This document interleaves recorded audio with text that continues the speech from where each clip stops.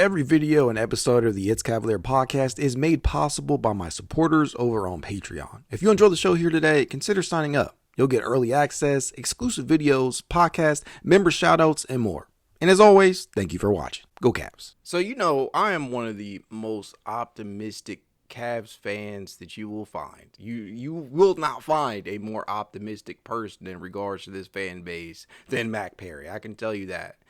But I'm starting to feel as if we should be concerned. And obviously, unless you've been living under a rock, you know what's going on. Cavaliers just lost game 1 on Sunday night.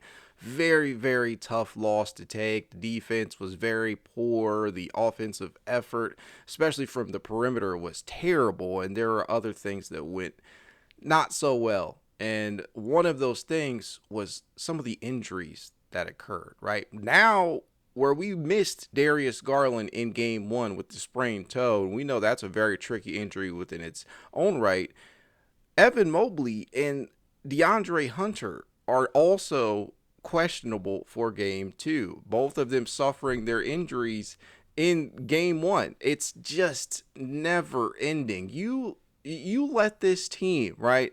Kenny Atkinson has done a masterful job in managing minutes throughout the entirety of this season, only to see some of these injuries kind of pile up. It's uncanny, right? Obviously, you got Darius with the sprained toe. I mentioned already that is a very difficult injury to manage purely based on the time frame that recovery allows. I think we were already informed that had this been the regular season, they would have shut him down for 1 to 2 weeks prior to this. But now we're in a spot right now where every game is important, right? Every single game in this series moving forward is important. And to be fair, I walked into game 1 as a fan, just purely as a fan, obviously a Twitter doctor, feeling as if you could afford to give Darius Garland the opportunity to rest one more game, yeah, go ahead and do it. Because I did legitimately feel as if the Cavaliers had enough to get the job done even without him. And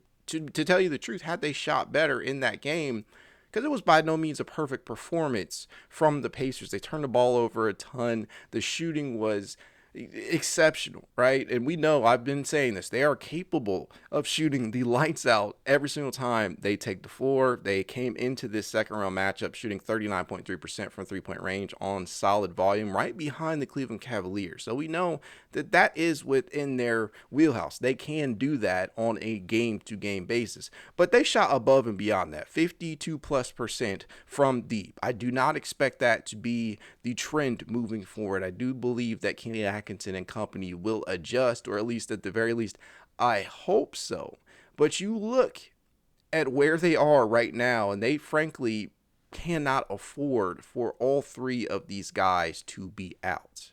Does that mean they can't win without them? No, I don't think it's impossible. I know a lot of people have already given up hope, apparently, that this series is just foregone conclusion if, 2 or all 3 of these guys are out. And I understand why, frankly. DeAndre Hunter, we already know why he was acquired. It's a big piece off of that Cavaliers bench. There's a subset of fans, a large one, might add, that feel that DeAndre should be the starting 3 at this point. That is a conversation for another day. Regardless, he is a high-minute role player for this Cleveland Cavaliers team, right? Provides a lot of minutes at the backup 4, some minutes at the backup 3, and he allows Dean Wade to play, at a more natural position where he is at.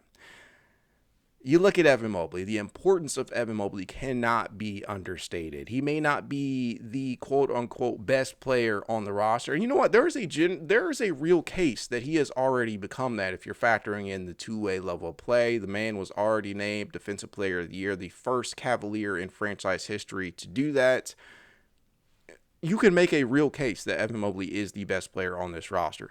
But even if you don't feel that way, certainly you have to feel that he is the most impactful player on the roster. His absence is far more impactful than any other player on this roster. Donovan Mitchell, Darius Garland, Jarrett Allen, etc. All of those guys included. Evan Mobley from a defensive standpoint, the loss of him with his switchability, his ability to go out there and hang with some of the smaller, quicker players out on that perimeter, as well as protect the rim at a high level in the post area, that is really, really missed. And yes, Jarrett Allen can do those things. He is capable of those things. But at the end of the day, Jarrett Allen isn't Evan Mobley. And when you don't have both of those guys covering and being the backline of defense that we know that the Cavaliers have become reliant upon over the years with a smallish backcourt, it makes things even more difficult. And so if you have to be without Evan Mobley, that just, man, it really, really makes things difficult. And some of the plays that really caused these injuries, right? I don't consider them dirty plays. I don't think Kenny Atkinson considers them dirty plays, but I mean, we would be remiss to not call out the physicality that was being allowed in game one. And I think there was some article that came out that the Cavaliers just weren't prepared for that level of physicality. And look, this is what Indy does. They are a very, very physical basketball team. You see that with the press all the time with them, and they get away with it. And honestly, in sports and basketball, football, whatever sports you watch, whatever sports you play, it's all about what you can get away with in terms of the officiating.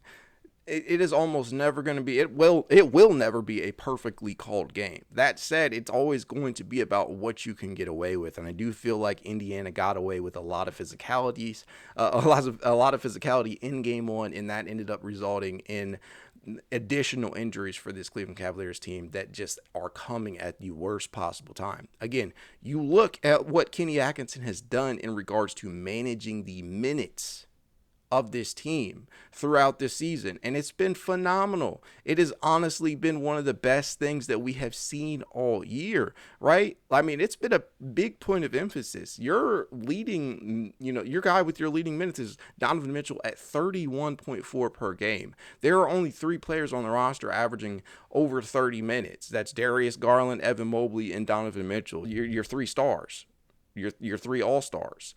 And that, to me, indicated that this team was full steam ahead, that everybody was going to be healthy and well-rested for the postseason, and then we get here and some of the injuries start to mount. Now, here's the thing.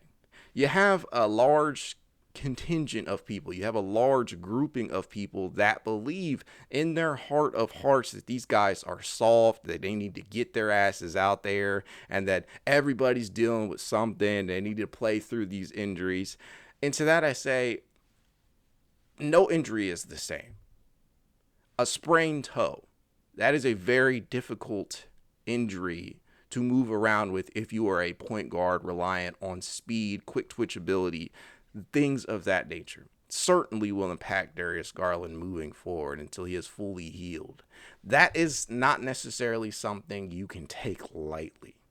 In regards to DeAndre Hunter, I think it was reported that Hunter suffered a dislocated finger. That is difficult, especially on your shooting hand. That is not something that you ever truly want to have to force a guy to play through if you can afford it. Now, that's the question, right? That has become the question. Can the Cavaliers afford a DeAndre Hunter? Can they afford an injury to DeAndre Hunter? Can they afford to sit him if possible? And frankly, I just don't know if that is going to be the case, right? The injuries that they suffered on falls, that was what happened in game one. Both of them suffered these injuries on falls in game one, with Evan Mobley having an ankle injury and DeAndre Hunter dislocating his right thumb. And both are entering this matchup as a result as questionable.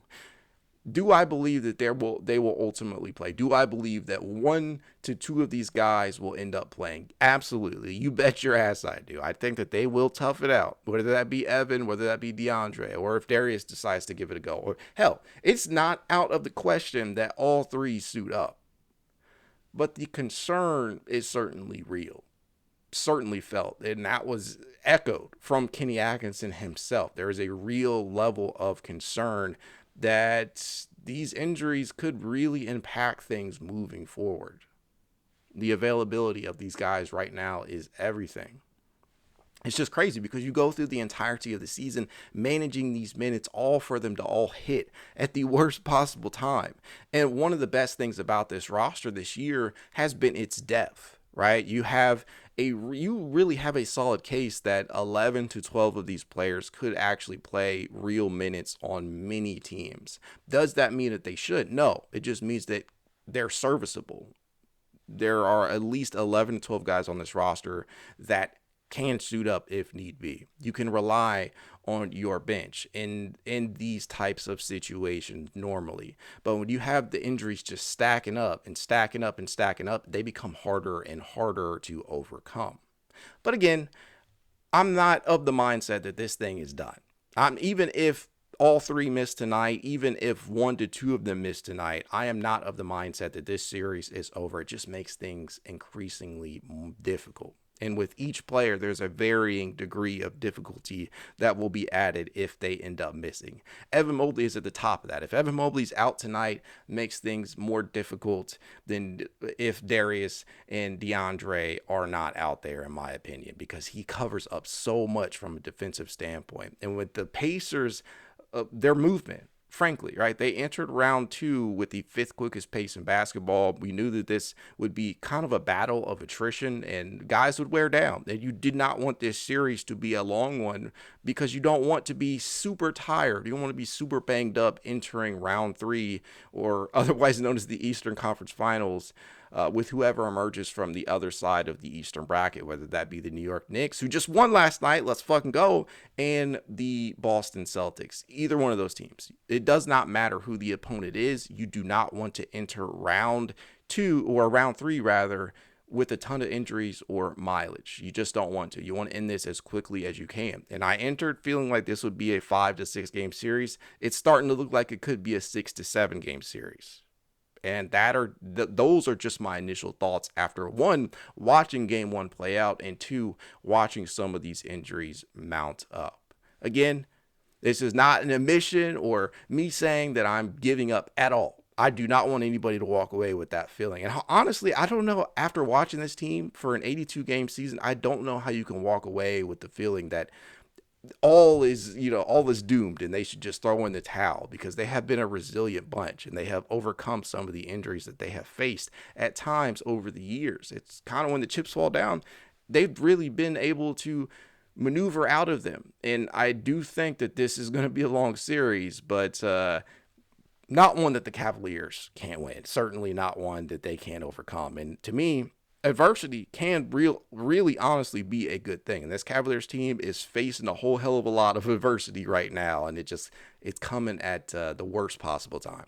That said, let me know what you guys think in the comments. What is the level of concern that you have for this Cavaliers team moving forward, heading into game 2? Go Cavs.